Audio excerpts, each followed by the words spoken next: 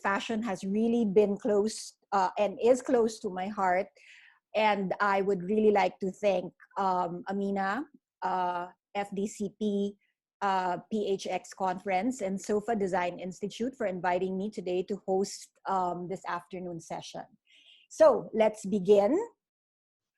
I would like to bring on our first panelist, designer Rajo Laurel. He is one of the top Filipino fashion designers. He got his training from the New York Fashion Institute of Technology and Central St. Martin's in London. He is passionate about his work, progressive, and very much a keen businessman. He heads Rajo Laurel Enterprise, a young design-driven company fueled with ideology, elegance, romance, and luxury.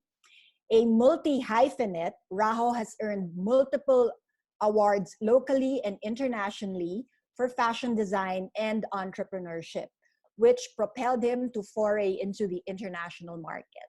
So, everybody, Rajo, hi, how are you? You have to unmute yourself, Rajo. I have to unmute. Can you hear me? Yes. Hi. Wow, what a nice introduction. Kakaiyak naman. Hi. Thank you for having me, Amina, and thank you, FDCP and everyone out there. Hello. So let's begin. Okay. I know you've been hiding out in the Mono House, your rest house in Batangas. 50. It's a 56th day here. Right. And based on your Instagram, it seems like you are living the charmed life there. But as head of Rajo Laurel Enterprises, maybe you can share with us what the pandemic has brought about in terms of your business. Really sort of like almost shook us to the core, Pauline. I mean, essentially, from a company that is responsible for more than 500 individuals, we literally had to stop and cease operations altogether. And essentially, from the dust, we had to gather ourselves and pick up the pieces. And thankfully, very early on in the lockdown, a few of my employees were stuck in the dormitory behind our factory, and 25 individuals because they couldn't find a way to go to their provinces. But because of those people, we were able to essentially find purpose in what we're doing. You know, as a creative, you begin to sort of like question yourself. What am I doing? I mean, do I have purpose? And is there any essence in what we do as individuals? But because of this situation, essentially, I was given that opportunity to do something that I think perhaps might be the next step to go forward. Which is, would you Oh, care at the to moment, elaborate? sorry. At the moment, for the last 7 weeks, we've been doing protective garments for our frontliners. And I'm very proud of my team because, you know, I'm very hands-on, Paulina, as you know. I've never sort of like really felt comfortable enough to do anything remotely.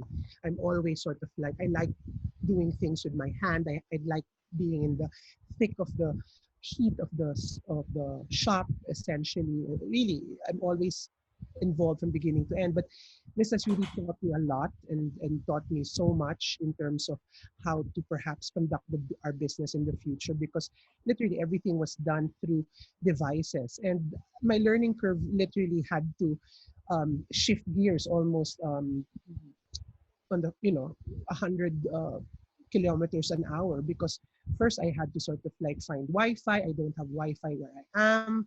I'm using my phone. You know, there's a lot of little things that are quite impactful, and we all must learn, because I believe that in order to survive, and that's really what's happening now in my case anyway, in my company, it's just literally survival mode. We need to sort of like adapt to what's next. And what's next is perhaps we can discuss that further. But that's No, where but we are. I want to probe when you're saying you have to survive. Because as we know, Rajo Laurel Enterprise is a multifaceted company.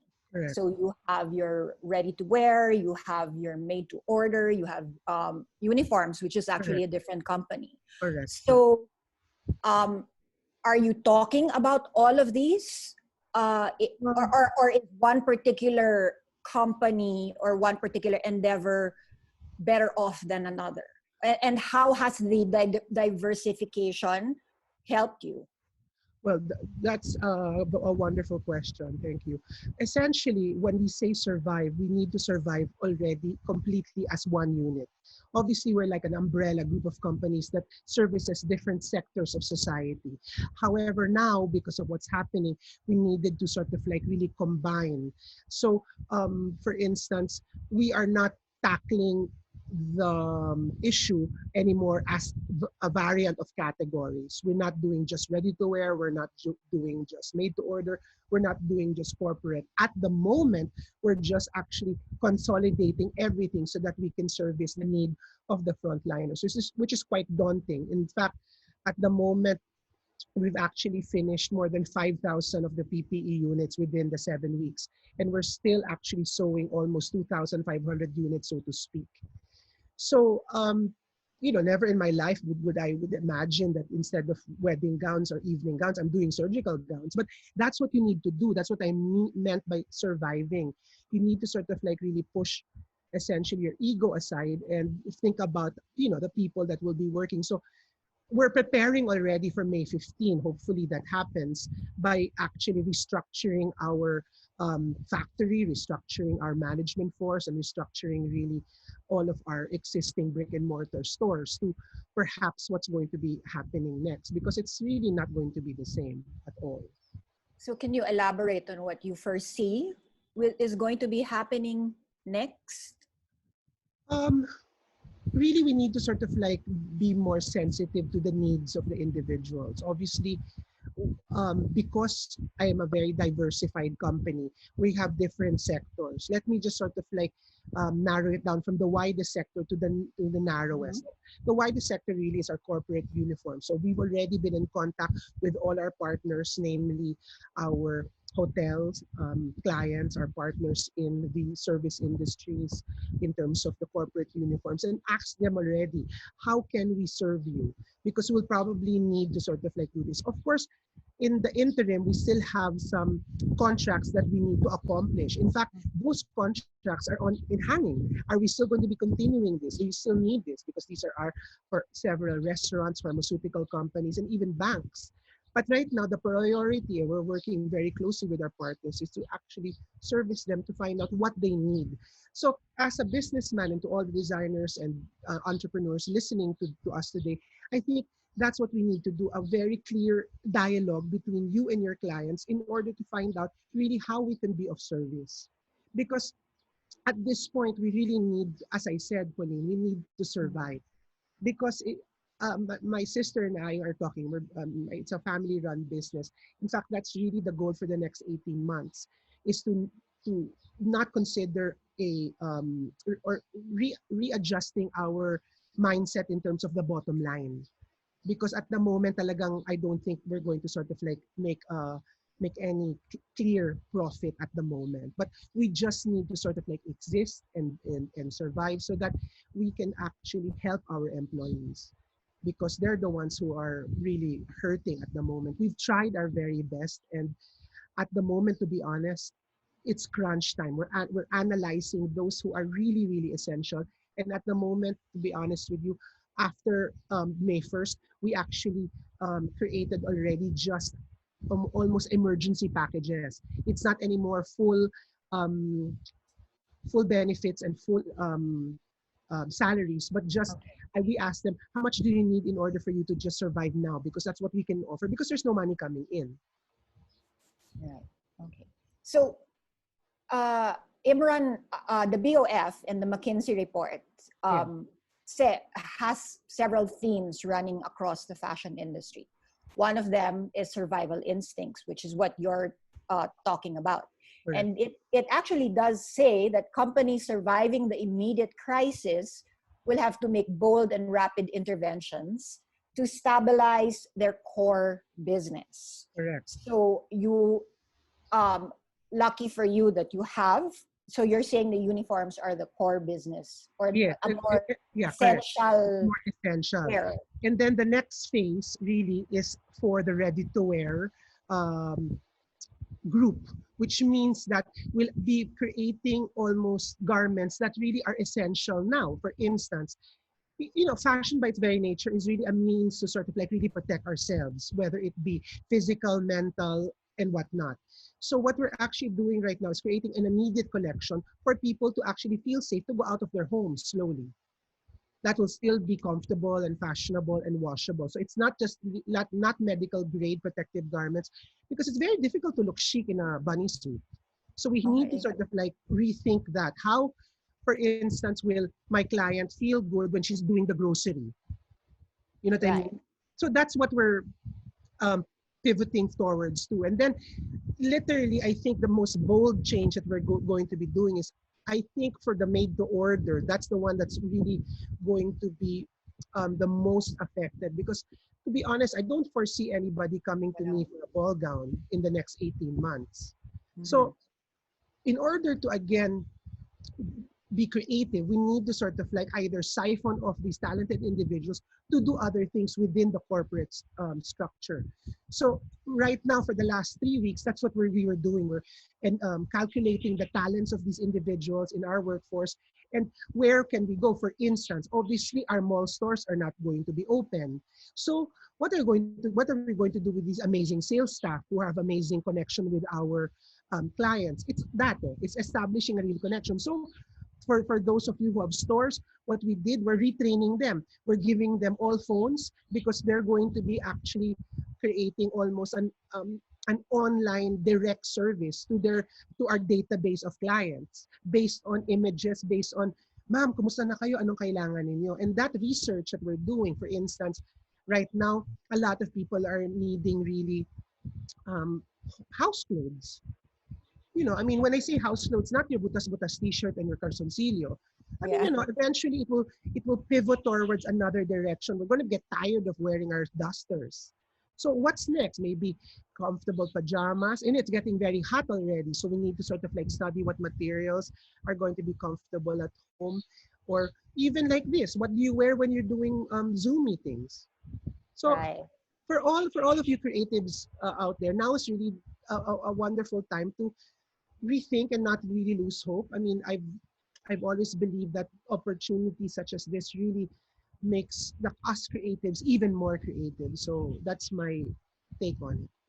Raha, let me just follow up on when you were saying that you're working with your team to try to make clothing that is going to be more protective wear. So is that in terms of design, or are you also exploring new materials, new processes? Because Yeah. I guess aside from wanting to be protected, consumers are also looking for more sustainable. Yeah, Uh, of course. uh, so how are you um, going about doing this new process? The first thing that we're actually doing is sort of like really testing materials that are breathable. You have to imagine, Pauline, it's warm.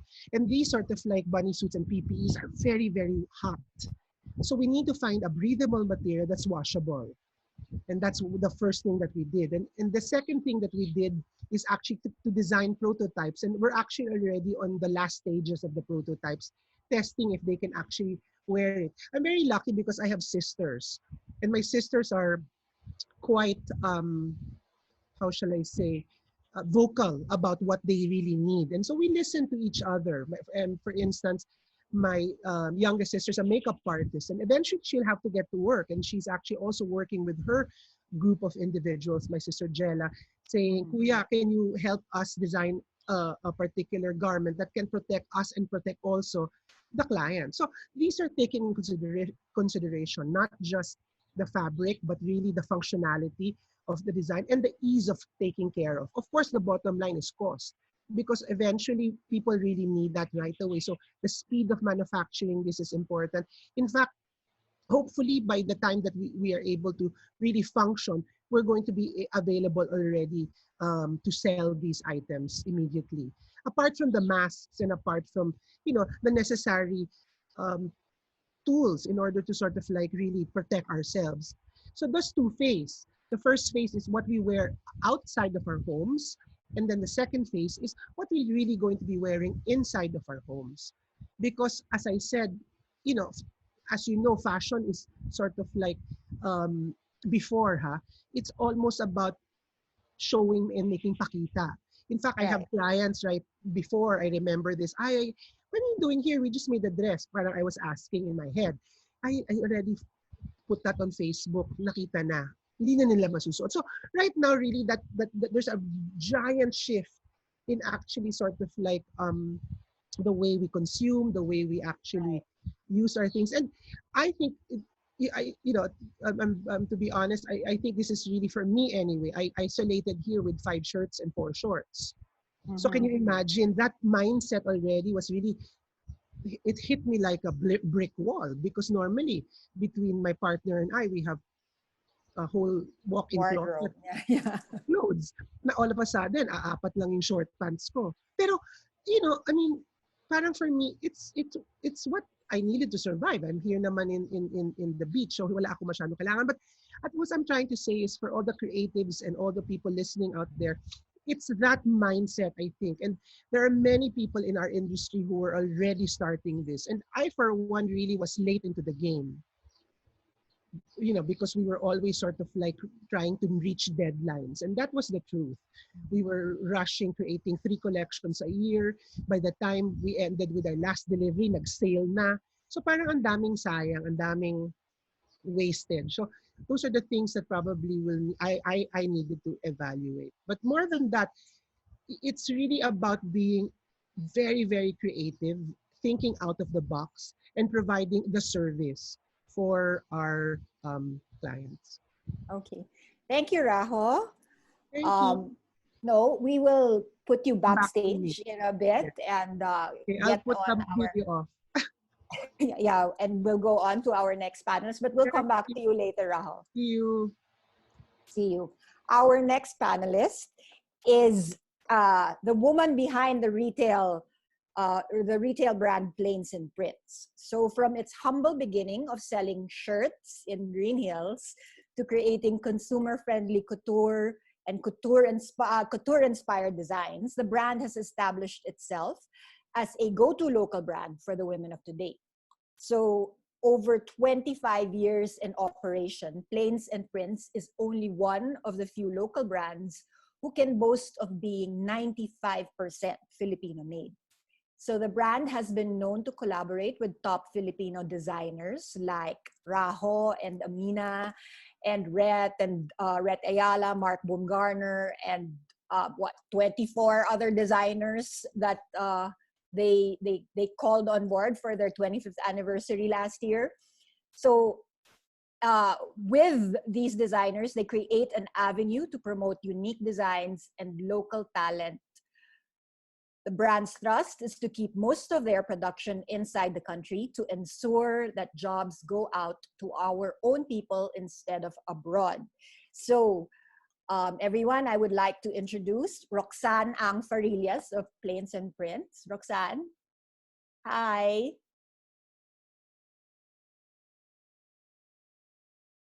You will need to unmute yourself. Okay, got it. Hi, everyone. Thanks, Pauline, for the introduction. Good afternoon, everyone. Thanks for having me here. And really happy to be here to share all my insights about what's going on right now. Okay, well, let's begin again with the framework of the BOF and McKinsey report. So one of the themes that will be prevalent in fashion is what they call a Darwinian shakeout, which means the crisis will shake out the weak. Your brand is is practically on top of the food chain in terms of the biggest Filipino retail brands. Are you confident because of your size that you can ride out the pandemic? To be honest, no, because it's after the ECQ, it's not really just about the competition anymore. I'm very I'm also having anxiety right now. I'm having trouble sleeping. I was sharing this to my team that it's not easy for me, especially for me to go through everything right now, thinking that so many people I'm responsible for many people. We're thinking of ways to actually um, innovate and evolve, and to think of ways to actually how to be able to adapt to survive after the whole ECQ. What's happening right now is really a game changer. We really don't know what's going to be the new normal. We keep on hearing people saying that this is the new normal and they have an idea. We have actually an idea what the new normal will be. But after the ECQ was lifted, that's the only time we can actually really know what the new normal will be. And it's going to be different because we have an idea already what's going to be the new behavior of consumers in terms of their buying. But when it's all done, with the ECQ is lifted, that's when we have a clear view of what's really going to happen, how the consumers will behave, what's a new normal. Roxanne, how are you forecasting this behavior? What do you think your consumers, how do you think they will purchase? Will they still be buying at the same rate as before? And how? I assume you're talking about e-commerce. Yes, e-com. We have e-commerce. We have different platforms of e-commerce. Well, it's a given fact that non-essential items will be behind. I mean, essential items will be a priority for everyone. But for me, that's what I've been saying to my team. Given that mindset, we need to also think of ways to be relevant despite the given situation. Why? Because, right now we're not top of mind. People will still be, our consumers are actually not in the mood to shop. They're busy, they're happy relaxing at home, watching their Netflix, watching K-dramas, not really in the mood to work or to shop. But after the whole thing and they get tired of just relaxing and not doing anything, they want to feel good. They want to be inspired, and fashion is inspirational. They want to be inspired again and they want to feel good, so they'll start dressing up. When they start dressing up, they'll feel better, and when they think of a brand, it's going to be still plains and prints that they're going to think of. So it's very important for us to keep ourselves relevant and to make sure that by the time they want to dress up again, if they feel good about themselves, we're still here. About the e-commerce, we it's a given fact also that e-com is actually the first one to bounce back. Right. But it doesn't mean that we need, we're expecting that people will really be going to shop in the malls, but it doesn't mean that we don't have anything for them just in case they swing by. So we're thinking of ways to actually invite them to the mall and still continue with creating relevant collections, nice collections for them to be more inspired. By the time they come back, by the time they are in the mood to shop, we're still there. Okay. That word relevant, Rajo and you have said it quite a lot in this afternoon. How are you going to make relevant clothes or relevant items? Or in other words, I think what I'm trying to get at is, obviously, as you were saying, fashion is not top of mind, but you will really need to be able to reinvent yourself and find inventive ways to regain value in the eyes of your customer. How are you doing this?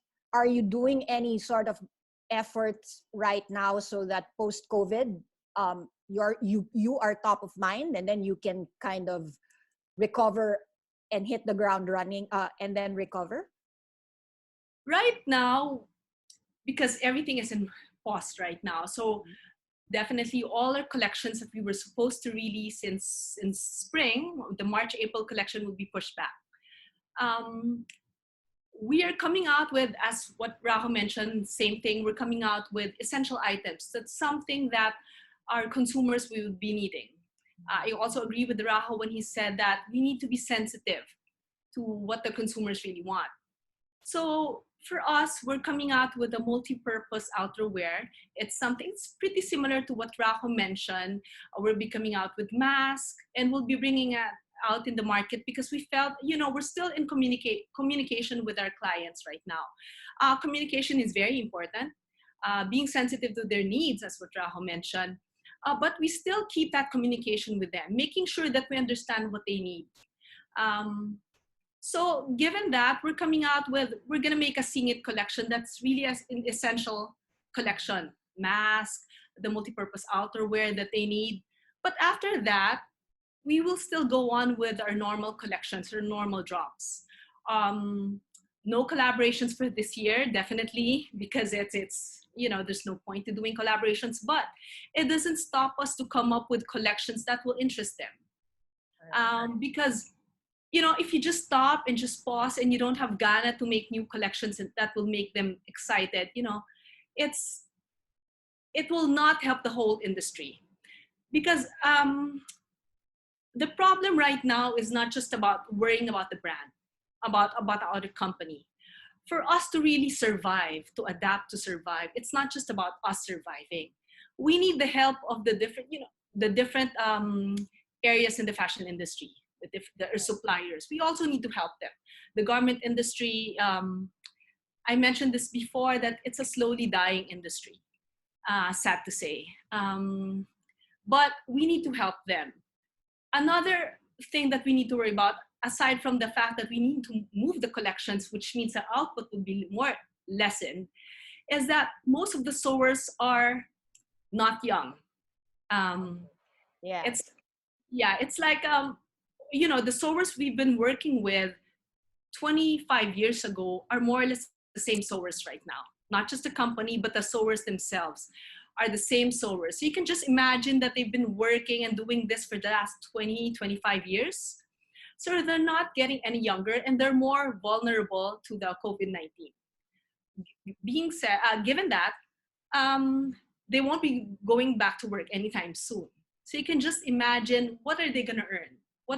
How are they going to earn? How are they going to live? So, it's another thing that we need to look at.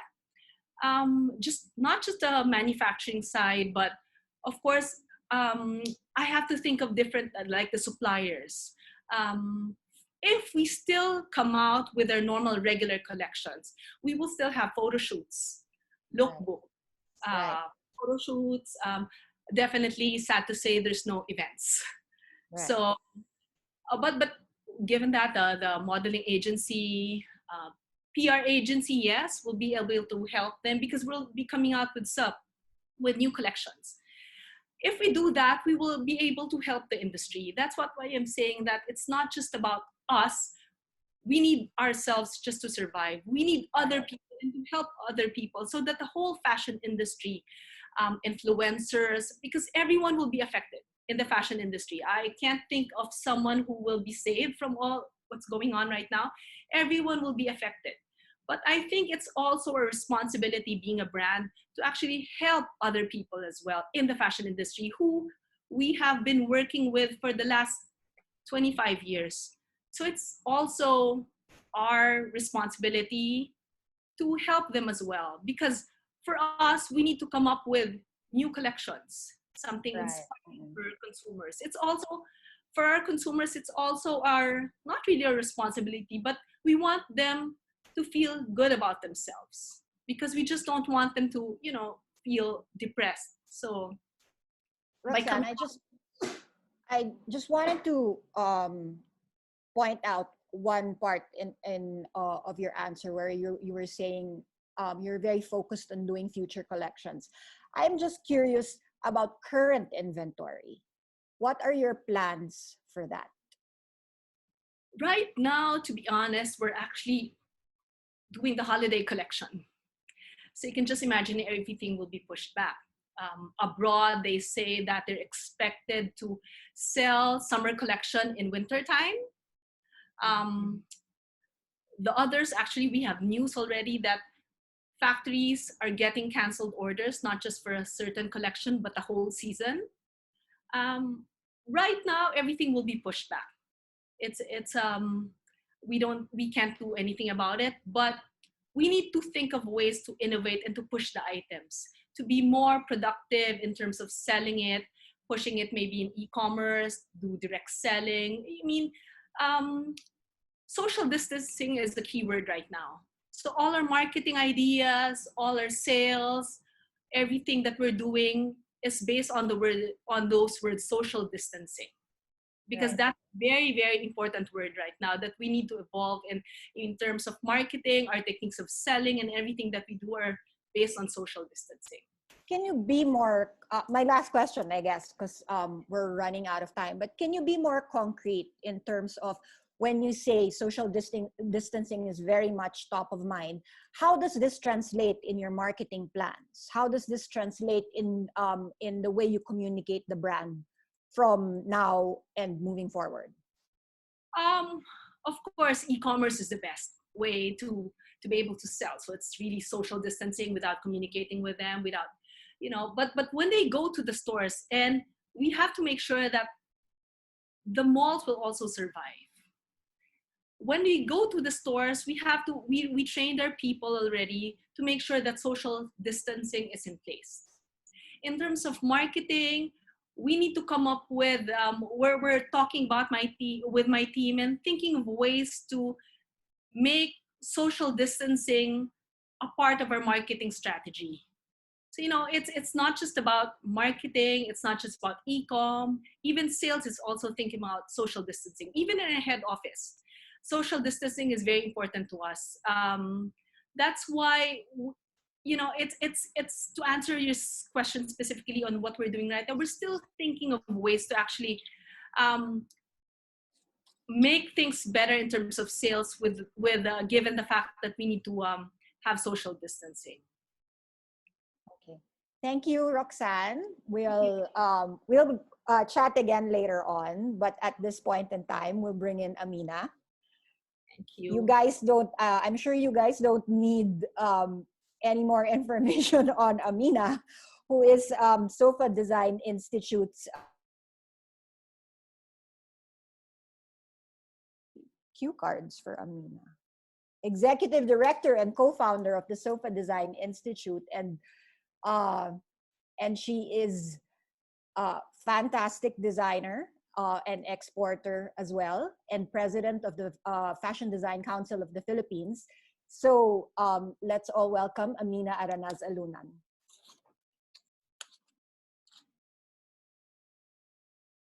Can you hear me? There. Hi, Amina. Hi. How are you? Okay. So you wear so many hats. You're a designer, an exporter. Let me throw you first the hat as a fashion educator, right? So this particular COVID is, I guess, obviously once in a lifetime, once in 100 years. And I get this is the war of our generation. How are you contextualizing this to your students? How, right? Because it's one thing to be designing and learning about fashion and from the greats, and then come the 90s and the 2000s and the new millennium where everything was in excess, and then suddenly now it's the pandemic and it's a whole new way of looking at things. So how are you telling your students about this? Right now, I'd say it took us a while. I think maybe for everybody, we were all sort of like in shock mode, like frozen. I think for first couple of weeks, trying to come to terms with the situation, hoping that it would reverse, and watching and waiting for it to get better. And right now, of course, we're at the time that we know that things are not going to go back to what it used to be. So it's been a process, especially not just in fashion, but in education. Like as a school so far, we did not have an online platform to deliver to the students. So we had to create ways. We had to be creative. And right now, what we're at the point that we see this crisis as a challenge. I've already sort of been able to shift my mind to see the positive side of all this. It wasn't easy to get here. It was really a long, emotional, scary process. But now I take it as a challenge to reinvent education, to find new ways to teach beyond the classroom. I think also the time being home and thinking and reading and watching and attending all these webinars really has sparked my imagination and creativity. Right. And it's been constant meetings and deliberations through WhatsApp, through Zoom with everybody in the school community, and I'm getting there. And right now we really see it as there is going to be a new way for everybody to learn, and we have to embrace it. We don't know yet what it is, but there are some ideas that start to excite me about all this, and that that maybe for a long time we were so focused on face-to-face learning and not really having to embrace digital in the education space. But now I'm trying to really see really creative ways of doing it. Sometimes it's even crazy ideas that I know will take a lot of research and development in the technology to do, but I'm so challenged to do it. If I'm able to build a digital campus that no one has ever seen, like, that's the challenge I'm taking on for SOFA now. Wow. And what about your design business and and the exports? How are you coping with COVID? Yeah, so with that, of course, the lockdown started March 15, and we were for the export market, shipment season is between January to April because we produce for the spring summer seasons. And so many of our orders were canceled. We had a shipment that was packed already. It was in boxes. In fact, it was picked up by the freight forwarder, and the department store said we're no longer accepting it.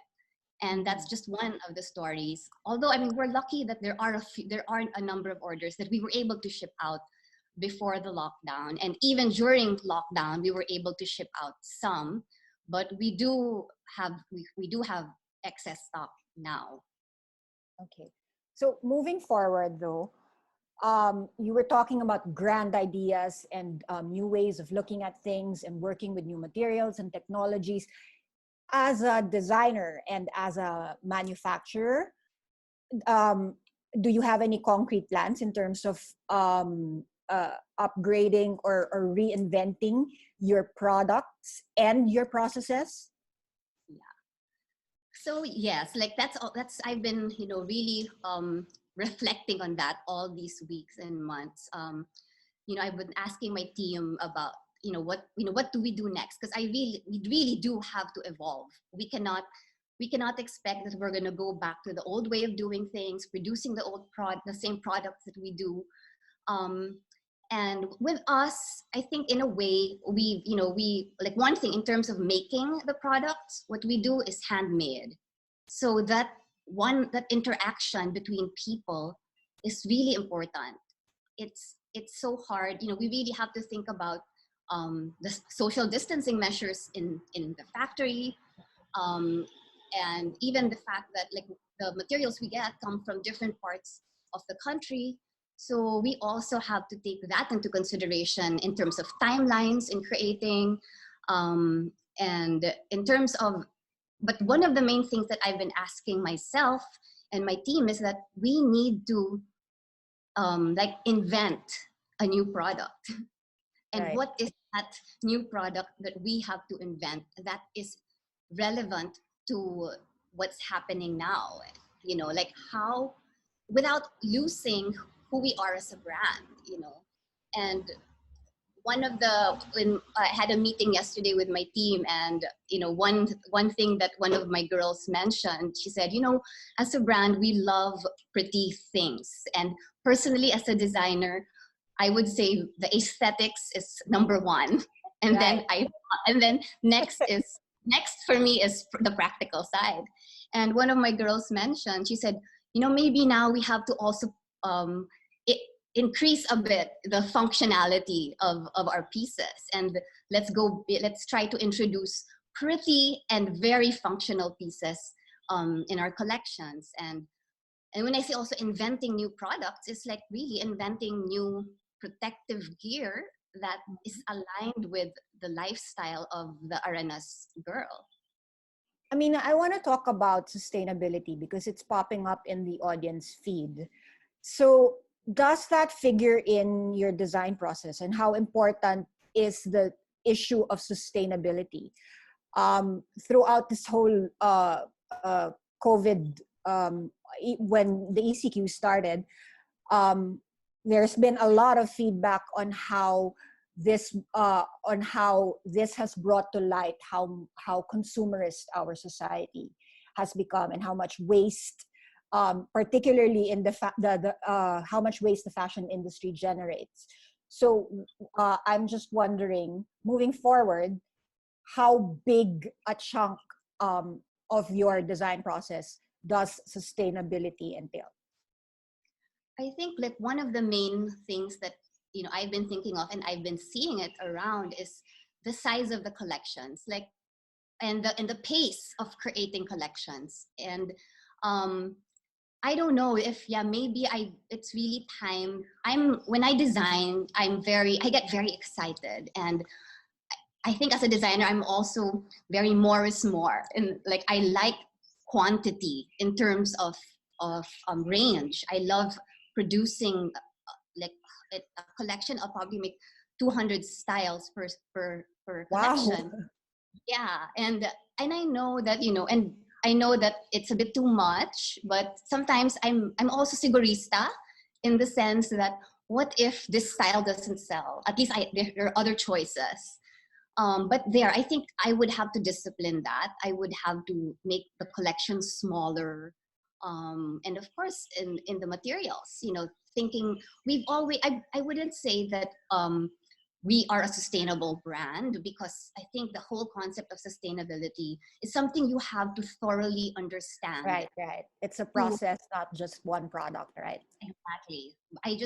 All I say is we use natural materials, we work with communities, and we will continue to do that, because that's why the brand exists. It's really to connect the different communities, handicrafts around the Philippines in one piece, in one bag.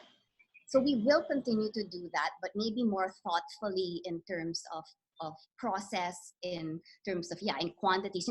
One of our struggles also, I personally felt, especially with export, was the ability, it was so fast, and in terms of quantities, sometimes you're so stressed if you can really finish all these all the volume, if you can deliver the volume, especially because with natural materials, you're working with so many elements. You're working with a natural weave that has its own color, and if you color it another color, the color will change. It won't match the original sample. You're working with nature, with the weather. So there's so many factors that also delay that. So maybe also lengthening also our product development period, lengthening the production period, that will in terms, and the solution may be lessening the quantities that we produce, and really just putting out into the market pieces that are well thought of, completely meaningful, maybe put to light more about the process of how it's made, so that the customer really appreciates the product, not for how it looks, but also every detail, where the materials came from, how it was made, who made it, which woman made it. So that is where I see us going. And then quick quickly, because we have very limited time, you're talking about the collections that in the future. Any ideas how you are planning to market this in a world that, you know, our given fashion has become a non-essential, or the pretty things we like are now a non-essential? In terms of, I think, the marketing message, I think it's really that. We have to, first of all, we have to make sure that what we're producing really has real meaning to us as a brand, to the people who make it, and use that to communicate that to the market. That this is not just another bag, this is not just another dress. You know, this is something that was thoughtfully made, that provided livelihood to this family or this community. And I think by doing that, the customers will also understand that their money is not going to waste. Maybe also, we also have to, also really think about the pricing, the pricing side of it, so that we're not selling fast fashion. We're not selling things that you wear for one season, but we really can start creating things that hopefully last a lifetime. And that's sustainable. No. Yeah. But okay. even say for the wholesale market, we don't know if Fashion Week's gonna happen. So we will do digital showrooms. Correct. Yes. We'll have to do one-on-one selling with our buyers. We'll see. Yes, I mean, the impetus now is to reach out to them. I have a question here on the feed asking, there are several people asking if Manila Fame is pushing through. As we know, Manila Fame is a trade show and one of the venues for designers to actually be able to meet their customers face to face and get orders, domestic and international. Let me just quickly address this. Manila Fame obviously is in a wait and see mode.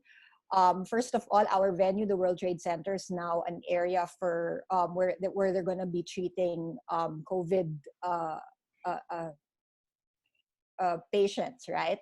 So we have to figure out the location first, and then secondly, October is a little too far down the line to tell if the social distancing and the flattening the curve has worked.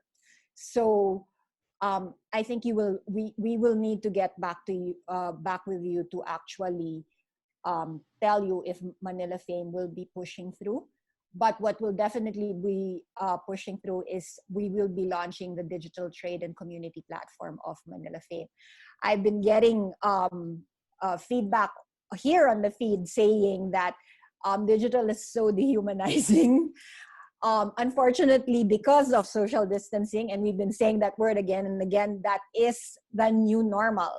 So until we're past this whole era of the pandemic, then regular interaction will once again be free for all. But until then, safety first, health first. We don't want to risk that. So digital is one of the tools that we really do need to embrace to be able to make, to be able to get a semblance of our business and our creativity and our other endeavors back. So having said that, I would like to bring in the rest of our panelists, Roxanne and Rajo, to come back. Hi. Hi. Amina, I love Miss Universe. Una crown. You know, you guys, what really weighed on me is how much, kung baga, dinidibdib, or how much the weight of having employees, of having students, of having people who depend on you for their livelihood, for their creativity, and for their life work. So it's good to be amongst people who are really studying and taking seriously how to move the industry forward. I would just like to address, though, I'm hoping, and this is as president and vice president of FDCP, that we are able to get the industry together, we cannot do this alone as designers and as one company. And Roxanne already said this earlier, that it really needs to be a collective effort, because we have to rise up as a fashion industry. And I think one way of doing it is through your business service organization, which is the FDCP. So I understand Amina has been in touch with the Creative Economy Council of the Philippines, and they've been trying to survey how much the effect has been on the fashion industry. And that will count a lot in terms of trying to put together numbers and a scenario so that government can help and address the problems of the industry. But the very first thing that we all need is to be able to work together so that we're actually so that as a collective the needs can be addressed, right? So are there about this though is that for the longest time the fashion industry has always, there's this one really great movement, and then suddenly so many fragmented little smaller groups, smaller associations that really detracts from the whole effort that the industry is doing. So how are you rallying other designers and other fashion folk to come together and support the industry? So maybe thoughts and suggestions on how to put this together. Well, for us, I mean, essentially for our efforts in the creating of the PPEs, that really was one very important start. It began really with Mitch Dulce getting in touch with key Right. people, and we were constantly again communicating. Mitch did a pattern. We then distributed it to everyone who cared to do a sample, and then we shared samples, which we shared fabric suppliers, which I opened my database for zipper suppliers, thread suppliers, because the need was there. I think, unfortunately, it's a very egomaniac, what I'm trying to say. How do you say that, Pauline? Egomaniacal? Yeah, that. The industry is mean. It's not a very friendly, I mean, we're our friends, but bottom line is we're still all competing with each other. And now more than ever, I mean, I think perhaps Amina and of course Roxanne knows this, she's a very good glue if putting all of us together, is that you're right, we really need to sort of like again band together, share resources, and figure out what to do next, because we're not going to sort of like do this alone. In fact, a lot of us are not going to be able to import materials as fast as we can. And so we need to sort of like knock on the doors of people who probably have old factories, open them up, and do what we can in order to sort of like service our community. And in fact, this might be the next new renaissance of Philippine fashion, because wala na masyado makakapag-import. Right. So sana, I mean, of course, hope is there, and as for me as a designer, and I know Amina knows how I feel about this, is that we really need to sort of like support one another, really support one another, and just essentially from the smallest mananahe in the corner to the biggest conglomerates like Roxanne, and I'm knocking on Benchan's doors to sort of like figure out how we can all help one another. Because other than that, we probably, unfortunately, a lot of people will suffer and close. And that's what's going to sort of like how we have to be careful about. Okay. I'd like to share when I was speaking with the Creative Economy Council, they were asking me for this data and statistics, and that's something that I've always felt was so difficult to get for the fashion industry. There are no set resources really about they were asking questions like how many are full-time, how many are freelancers, actual data. So as FDCP, my vision has always been to be more inclusive as a council rather than exclusive.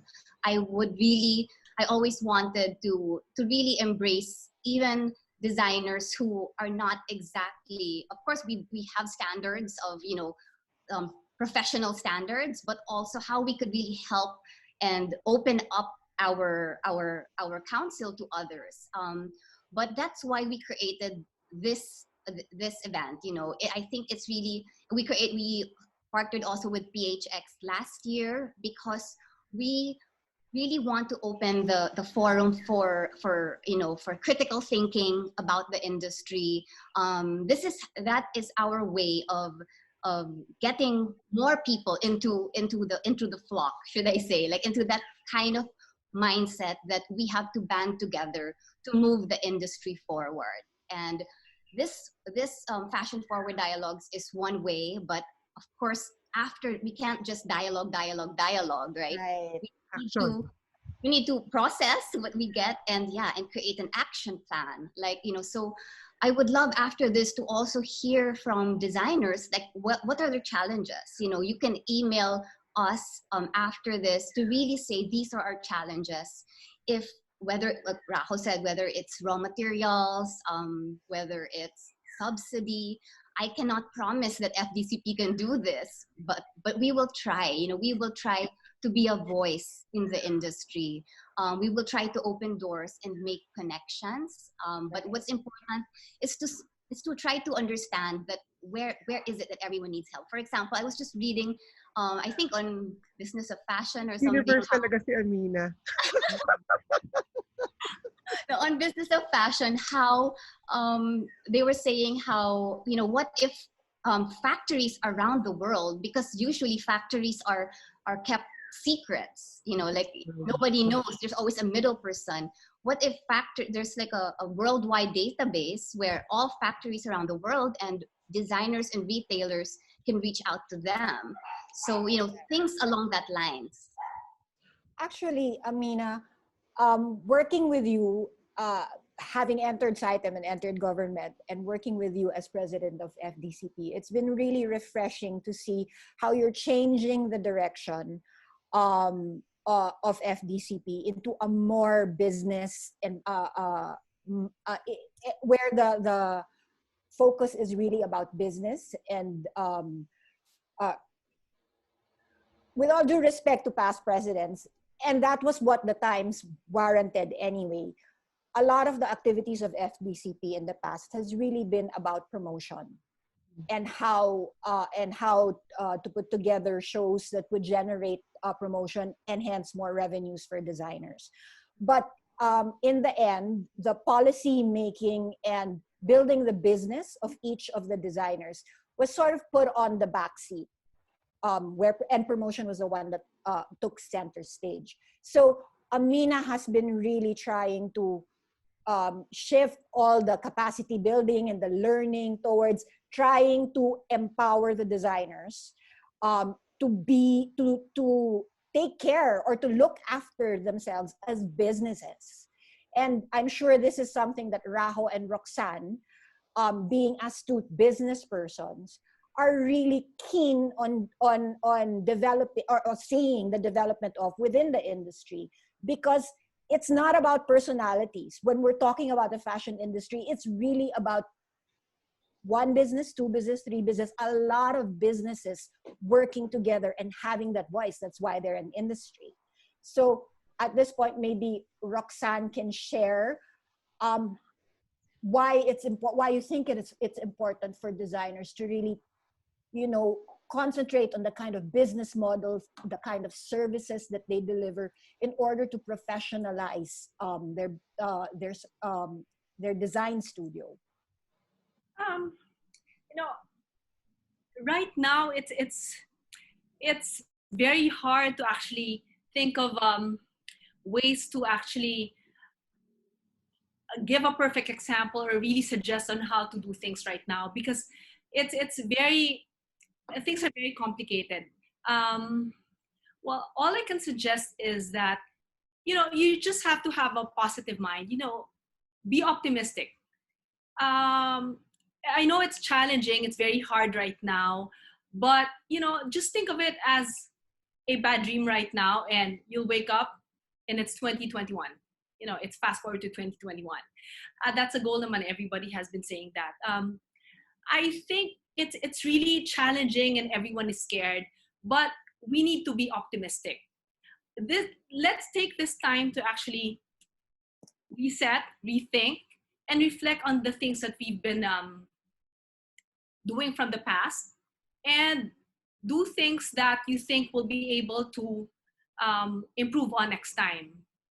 I think for the designers right now, it's important to still focus on what you do best. I mean, the creativity should be there.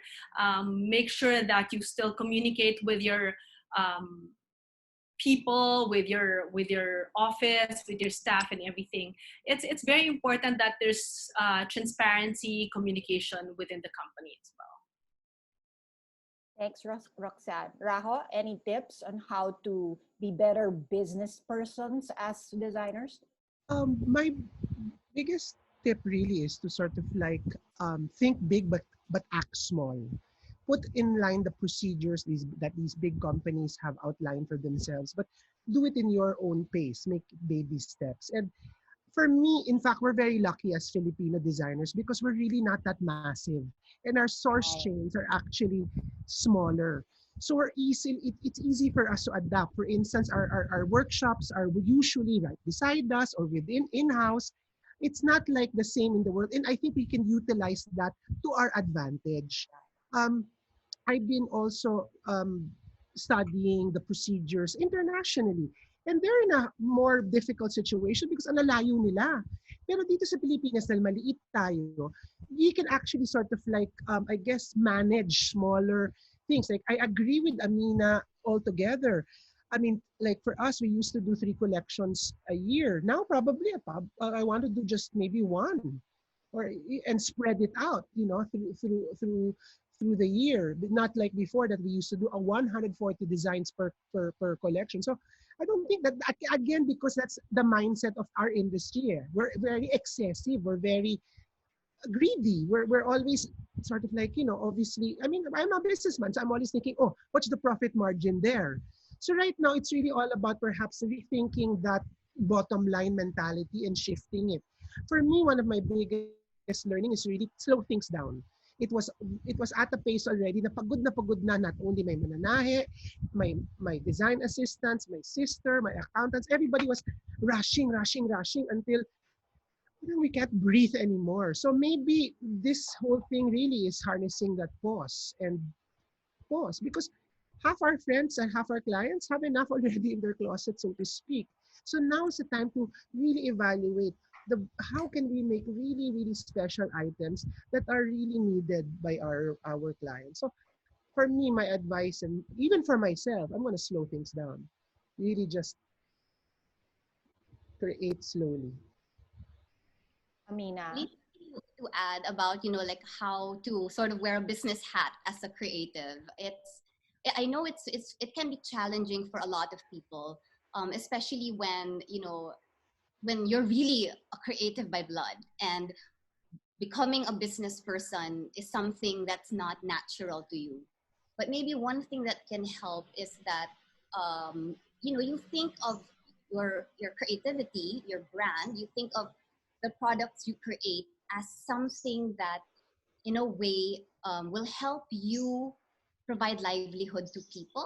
Maybe if you also see that I'm creating this item not just for my own creative satisfaction, but because I'm also answerable to people, and that I do want my business to grow, because I want maybe wear naman the entrepreneur hat, that I want to be able to um, to help people also improve their lives. And maybe if you're able to see that serious side of how your creativity can transform someone's life through livelihood, maybe you'll sort of shift and also think that I'm answerable to this deadline because it's not just me.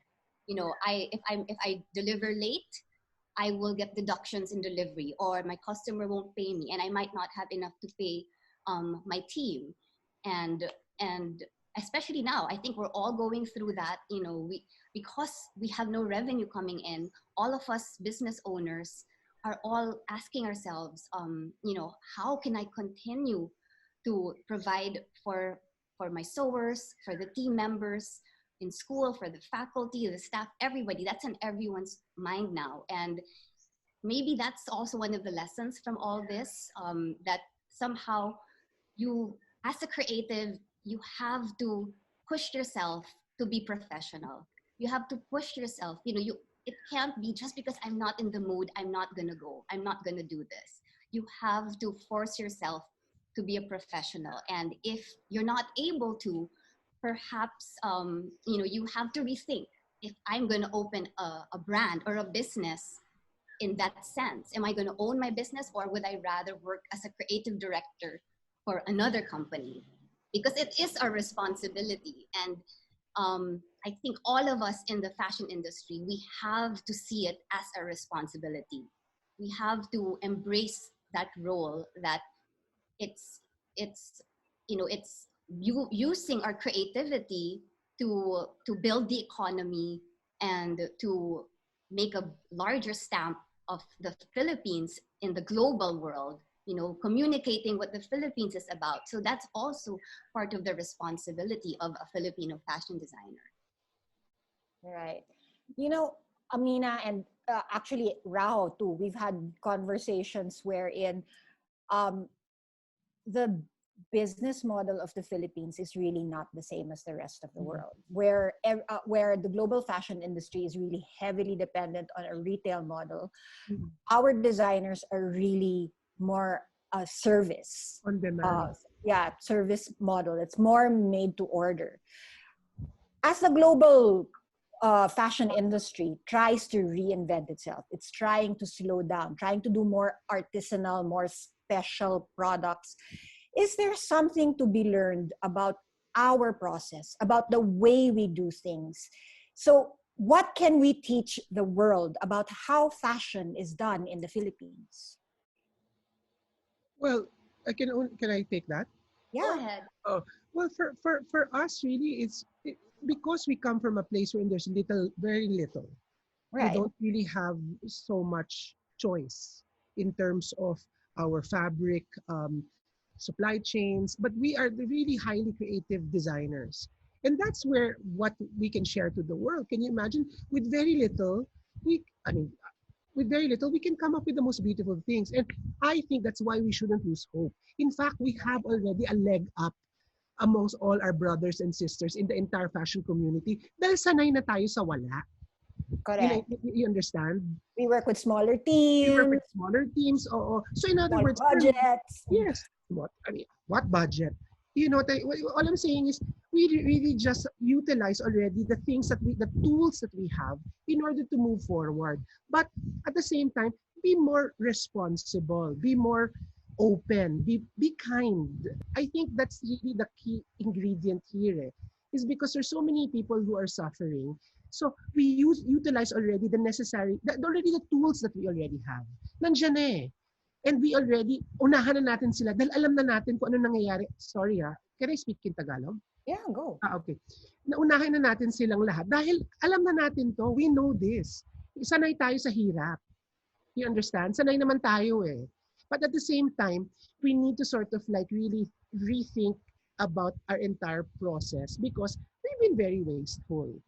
So, and we need to sort of again, Amina, Roxanne, and I are on the same boat. Now we're lucky because we have business acumen. We're sort of not purely creative individuals that will just sort of make a piece that no one will ever buy. Because what's the point?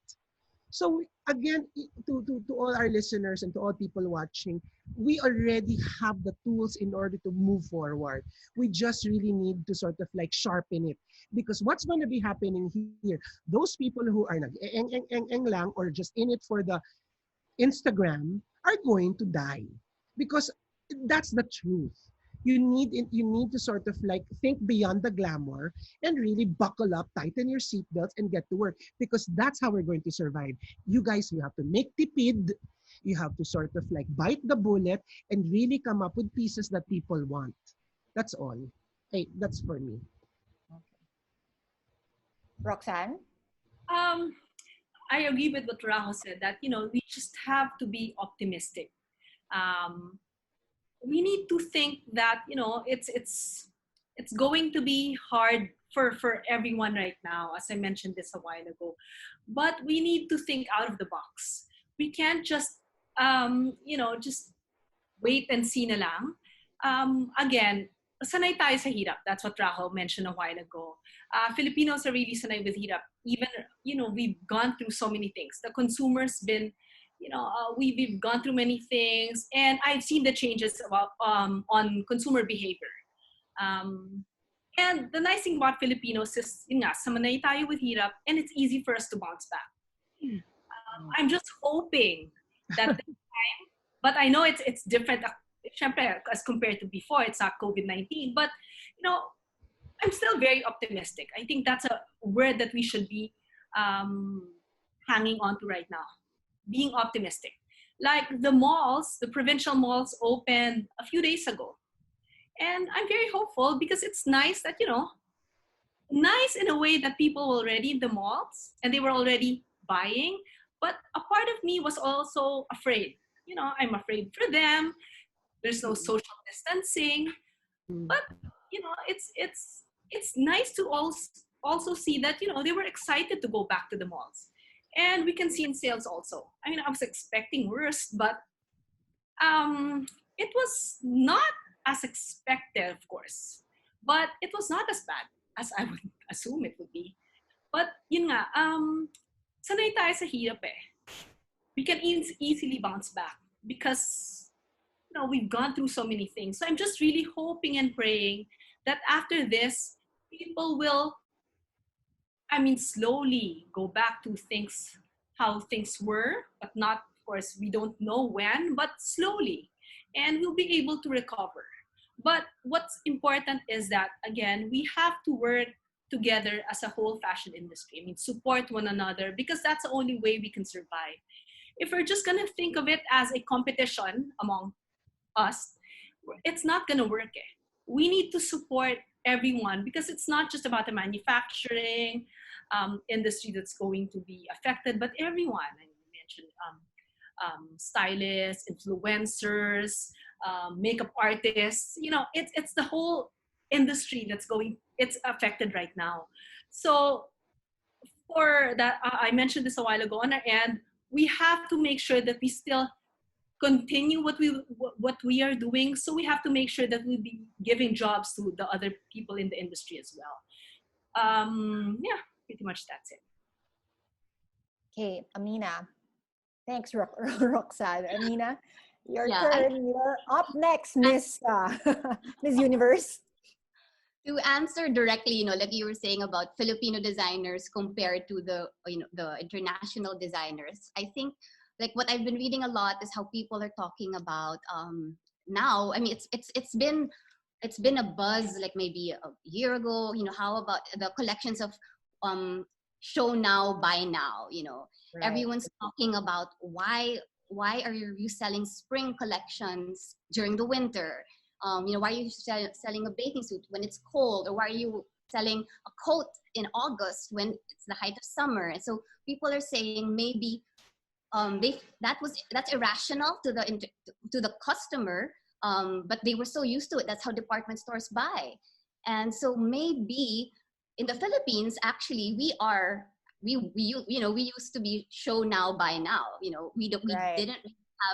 We don't have buying seasons that that we will deliver 3 months after. So in a way, we're used to that. That's something that we're the original show now, buy now.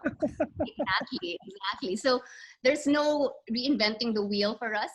In that sense, we can continue to do that, and maybe that's one advantage we have over the other designers. We also, or even in terms of we have more control. We have more control of what we make when we produce it.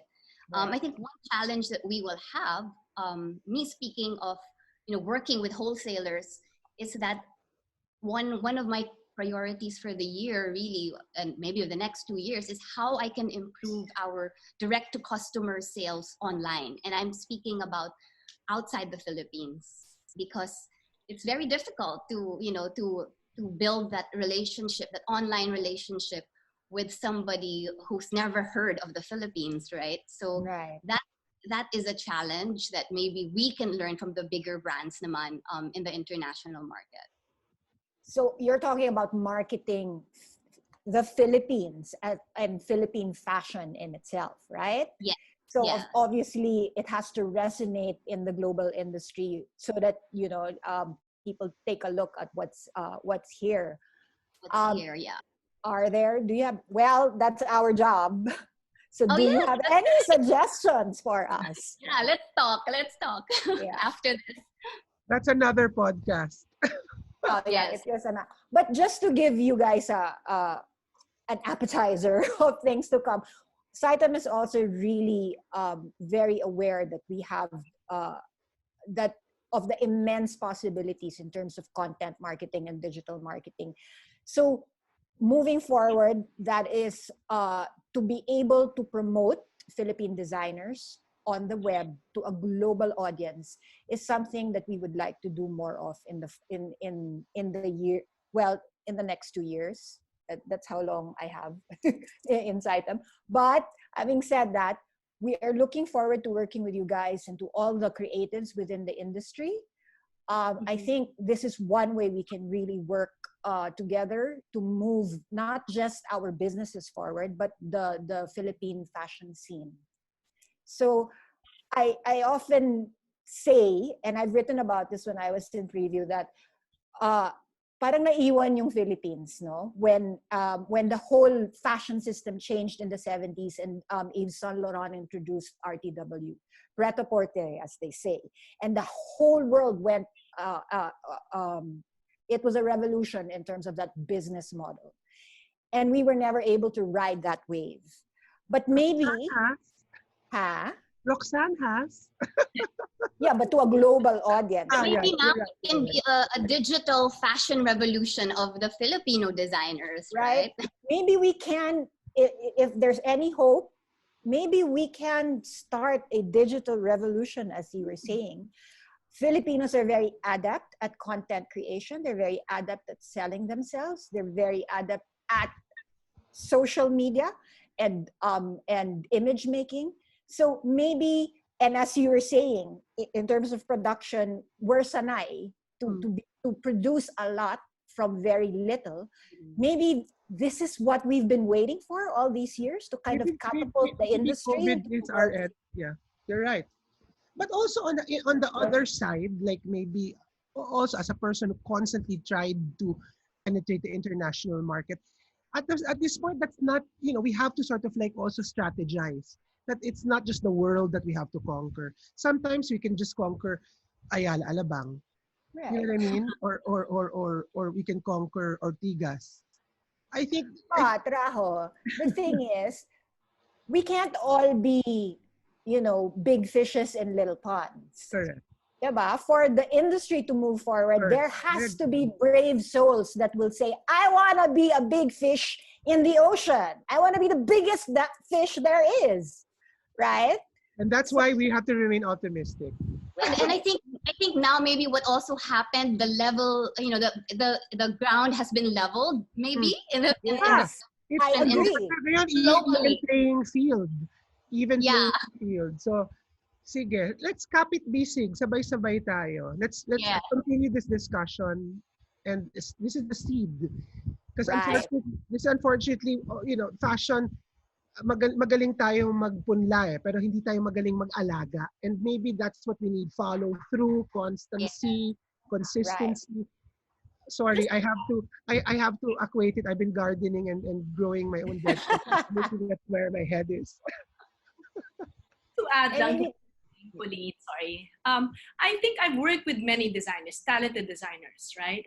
For many, Rajo, Amina. I've seen local designers are very, very talented. When you travel, I would really say that Filipinos are very creative, very talented. It's just that, kulang lang some chance to actually be exposed. So it's very nice to hear that the next project, when it becomes digital, is a fair chance for showcase Filipino to be brought out to the world. I think I mentioned this to you, Pauline, that before that, not just local designers, but also retailers to actually have the chance to showcase our products abroad. As if we were going to compare it with the other designers abroad, we're actually very, very at par with them. I mean, Yes. even Agree. I'm not being biased, but I've seen their work when we travel, di ba? So Filipino designers, Rajo, Amina, I mean, the creativity is there. We just need the chance to be exposed, and so that people can appreciate local Filipino talents. I will add, you need the chance to be exposed, but once you get out there, you have to be solid ground, which means you have to fix the back end, you have to fix the business side. I can see Rahul nodding his head because if there's a king of the back end, it's that man over there. Oh my goodness, how wonderful to see everyone. I think we are still okay? Hindi ba tayo overtime? Yeah, no, we're actually going to wrap up now. So I will give you like maybe 2 minutes each to say your parting shot to our audience this afternoon. Let's begin with Roxanne. Yeah, let's all be optimistic and make sure that think of it as just a bad dream. We need to move forward. We really need to be focused. After the ECQ is lifted, we really need to be resilient. We really need to reunite for us to recover. Those are the critical things that we need to do. And for us, I have to make sure that I would also support not just our company, but of course, the whole fashion industry by continuing having shoots, so we are able to give jobs to the other people in the fashion industry. That's our commitment.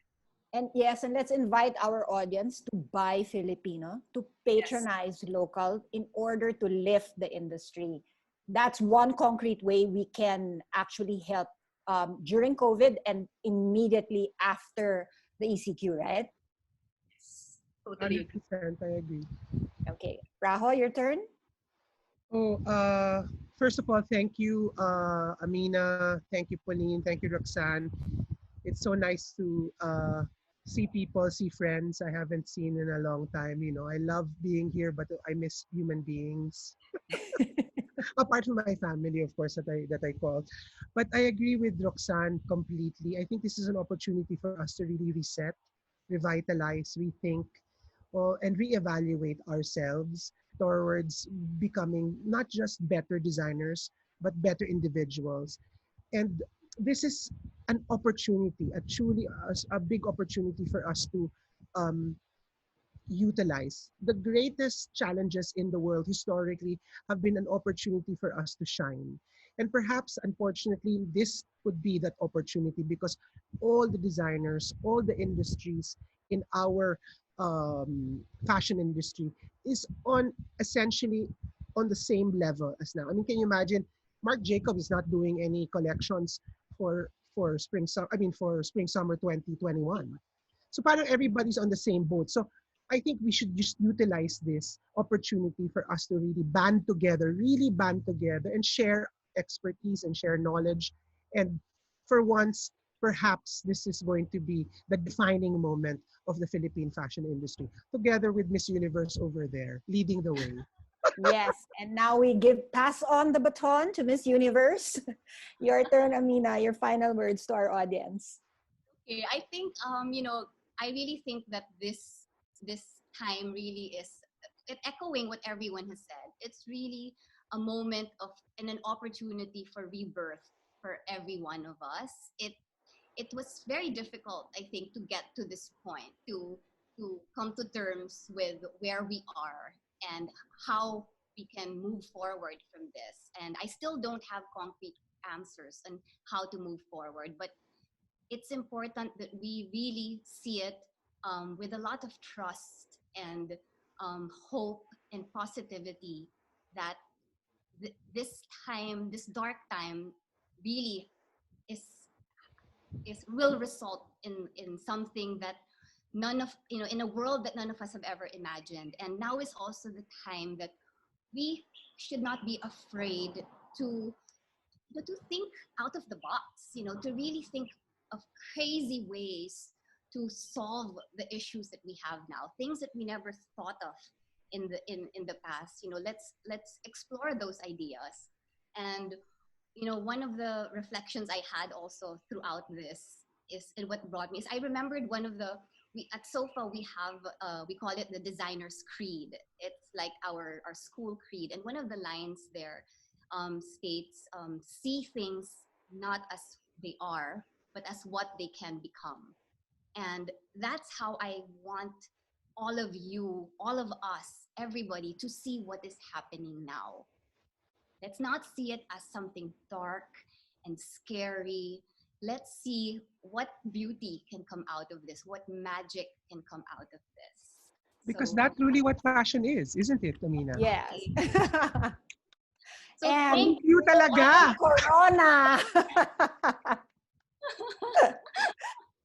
So I would like to thank our panelists today for joining us. I know each and every one of you were like close to tears at one point in time this afternoon. Thank you very much for sharing what it is you got, you and your company and your team members are going through. It was really an eye opener to listen to your suggestions and to the hope that you guys have for the industry. So moving forward, let's all just band together and rise above the situation. COVID was forced on us. And really the best things come out of trials, as we know. So again, thank you. Thank you to Fashion PHx Conference, FDCP, and SOFA for having me this afternoon. And please do catch the rest of the series on Fashion Forward Dialogues. Amina, I will turn it over to you so that you can tell them to tune in to the next few episodes of Fashion Forward Dialogue. On May 11, our theme for May 11 is Fashion Reality, and it's about what brands are doing now, what designers are doing now to survive. Rajo and Roxanne all shared about it, but that would be the main focus of the next week's discussion. We have another list of panelists that we will be sharing on social media. And then on May 13, our topic is fashion community. This topic is really about the artisans, the manufacturers, those who are those who are in the making side of fashion. And we also have a set of panelists that we will be sharing on social media as well. And you can register again through phxdialogues.org phxfashion.org/dialogues. So thank you very much to everybody. Rajo, Roxanne, Pauline, thank you for doing this. And I look forward to seeing you all again on Monday, May 11. Bye. Thank you. Bye. Thanks. Thank you. Miss you guys. Bye. Bye, Rajo.